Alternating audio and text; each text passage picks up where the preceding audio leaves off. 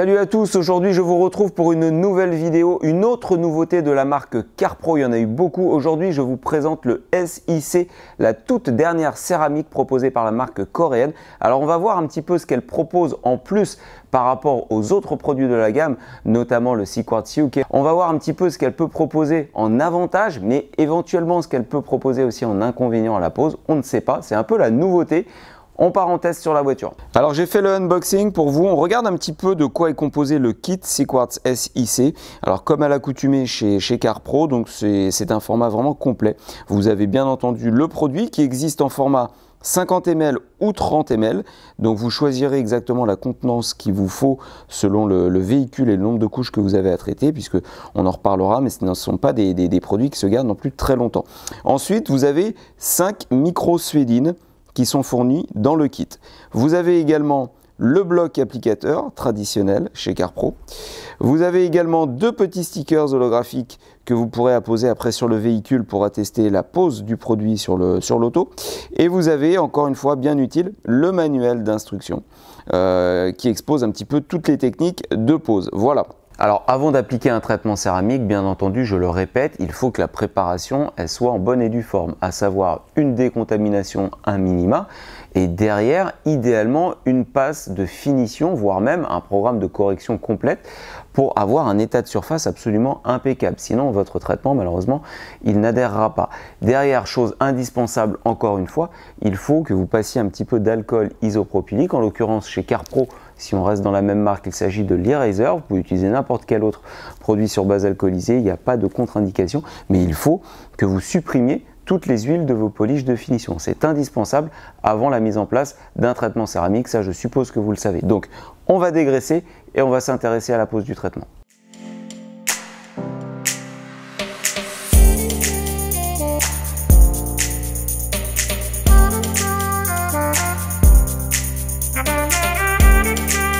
Alors avant toute chose, il me tient à cœur quand même de vous indiquer que pour ce type de traitement, tous les traitements céramiques, mais pas que, mais spécifiquement quand même pour ce type de traitement, il faut s'équiper. Il faut s'équiper avec un masque de protection et avec des gants, c'est le minimum. Pensez à prendre un masque, ça malheureusement c'est pas compris dans le kit, ça c'est un défaut à chaque fois. Ensuite, vous allez donc travailler en sectionnant votre capot. Là, on a un capot d'un véhicule qui est quand même de grande taille. Il y a différentes formes. Vous voyez qu'on a en plus des nervures au niveau du design sur le capot. Donc ça va nous aider à faire ce qu'on appelle un découpage. Le découpage, là, clairement, je pense que sur le capot, on va le traiter en à peu près 8 parties. 8 parties. On va s'intéresser à cette partie-là en une seule passe. Cette partie-là, cette zone-là, on va la découper en deux également. La partie centrale en deux également et ainsi de suite. Pourquoi? Puisque on pose les traitements céramiques idéalement sur des sections réduites d'à peu près 60 par 60. Si vous vous éparpillez un petit peu de trop, malheureusement, vous risquez de ne pas avoir une couche suffisamment uniforme et épaisse. Et derrière, vous risquez surtout de voir le produit sécher entre-temps et d'avoir des problèmes après à l'essuyage. Donc, veillez à traiter partie par partie et n'hésitez pas surtout à découper vos éléments qui sont de grande taille, c'est important. Alors faisons un petit point déjà sur les différences entre le célèbre C-Quartz UK en version 3 que vous connaissez certainement et le nouveau SIC.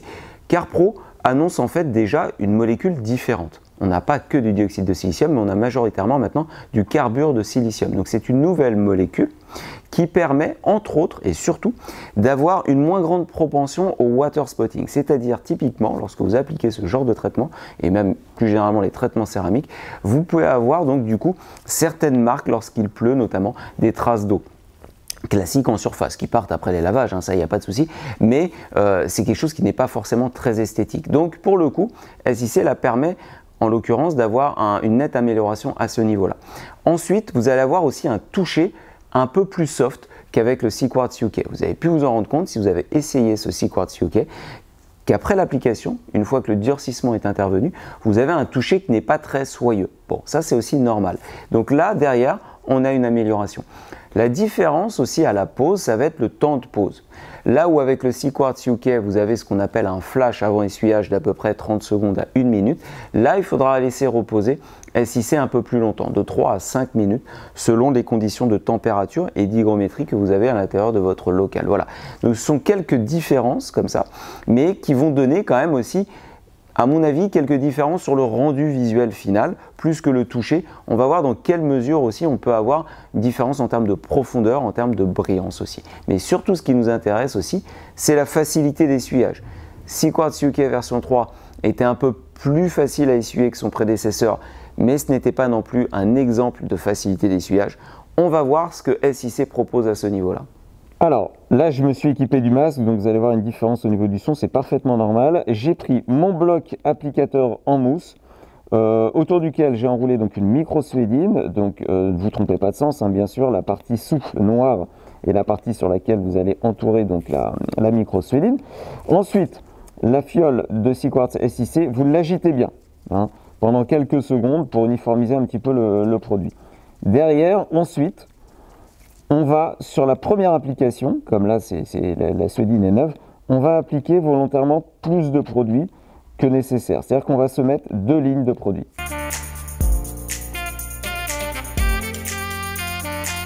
Vous voyez, j'ai volontairement donc surchargé l'applicateur, c'est parfaitement normal. On se lance, donc je découpe mon capot, enfin cette partie-là en deux, typiquement une zone d'à peu près 60 par 60. Vous commencez donc par dégager les bords, comme d'habitude.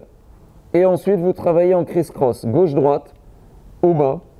Terminez toujours dans le sens d'écoulement de l'eau. C'est mieux. Alors là, on ne remarque pas une grande différence à l'application par rapport au Seaquartz UK, si ce n'est peut-être un côté un petit peu plus gras, mais c'est parfaitement normal aussi puisque j'ai surchargé mon applicateur.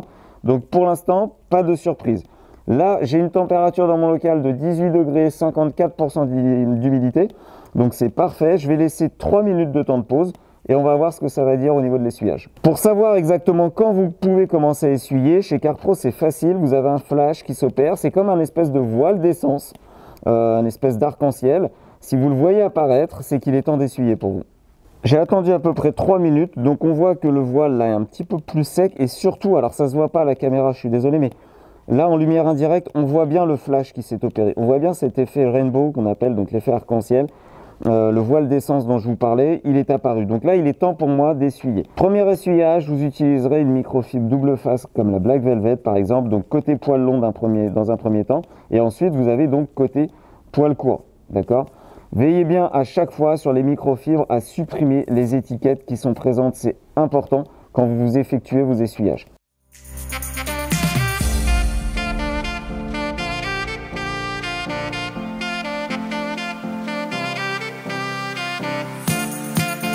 Donc premier essuyage assez grossier, qu'est-ce qu'on remarque déjà? L'essuyage n'est pas aussi catastrophique, on va dire, qu'avec le Seaquartz UK, bien que ce ne soit pas non plus catastrophique, c'est un bien grand mot, mais il est en tout cas un peu moins laborieux. Derrière, vous tournez votre microfibre, donc côté poil court, deuxième essuyage.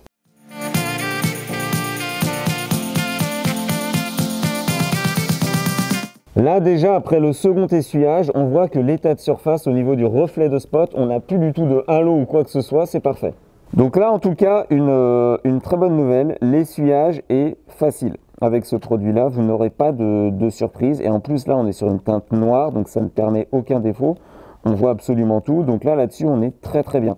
Derrière, si vous voyez, notamment quand votre microfibre ou vos microfibres, moi je vous conseille d'en utiliser deux, hein. Si vous voyez que vos deux microfibres commencent à saturer, vous avez encore un petit peu de voile, n'hésitez pas à utiliser une troisième microfibre en suédine, celles qui font 40-40, qui vous permettra justement de supprimer ce dernier voile résiduel de céramique. Là, je vais continuer, surtout quand vous avez commencé à segmenter votre capot, terminez l'élément au complet. Ne passez pas sur un autre élément avant d'avoir terminé l'élément complet. Vous risqueriez d'avoir une rupture au niveau du film et une démarcation qui se verrait. Donc là, je vais continuer l'application sur le reste du capot.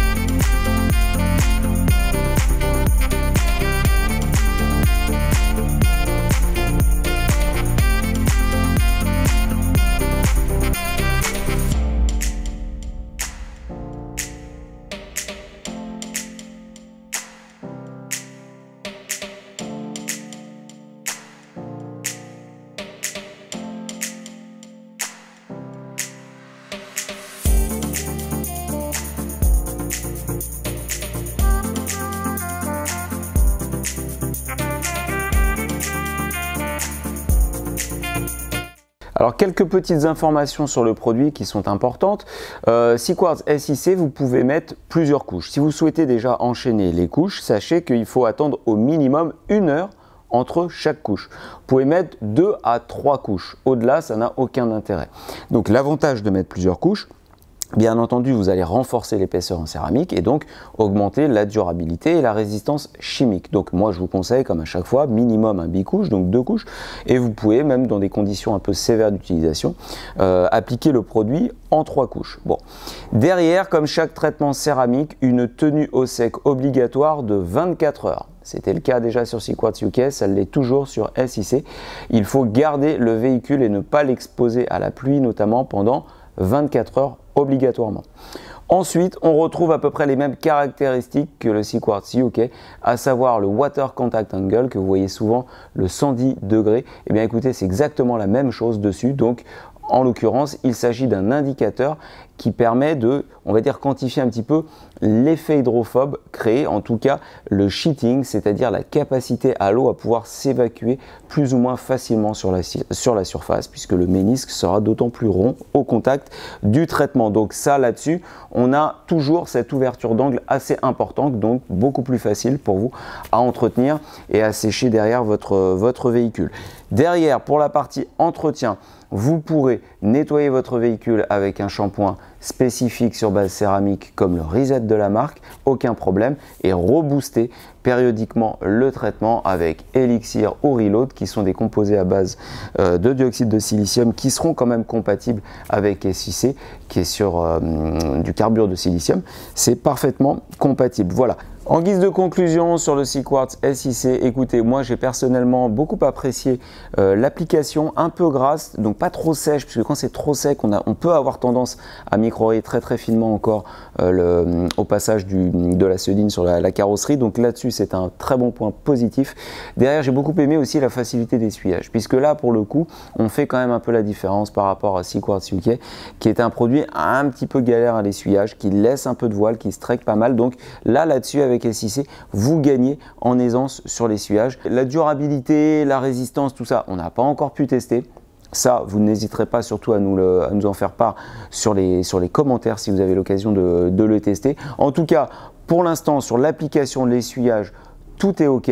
Je pense qu'en termes de durabilité, de résistance chimique, de toute façon, CarPro a quand même énormément d'expérience là-dessus. Donc, à mon avis, ça va aller. Je pense qu'en termes de pH, on doit se situer entre du 3,11 ou 3,12. Donc, c'est très bien. Vous pourrez donc largement après nettoyer votre véhicule en station haute pression avec des mousses de prélavage, même alcalines. Ça n'altérera pas le traitement. En revanche, ce qu'il faut savoir, c'est que lorsque vous optez pour ce type de traitement, SIC ou tout autre, il faut être parfaitement sûr et certain que vous sachiez poser ce type de traitement là, mais surtout que vous ayez les bonnes conditions de pose. Encore une fois, un bon éclairage, un local fermé, ventilé, mais à l'abri de l'humidité, ça c'est important. Si vous n'avez pas ça, ne vous lancez pas dans l'application de ce type de traitement, puisque si vous laissez des traces à l'essuyage de ce traitement sur le véhicule, et bien derrière malheureusement ces sanctions, vous serez obligé de repartir sur un polissage complet et réappliquer le traitement. Voilà, en tout cas, n'hésitez pas à le tester, à nous faire part de vos commentaires et on se retrouve très vite pour de nouvelles vidéos. Ciao!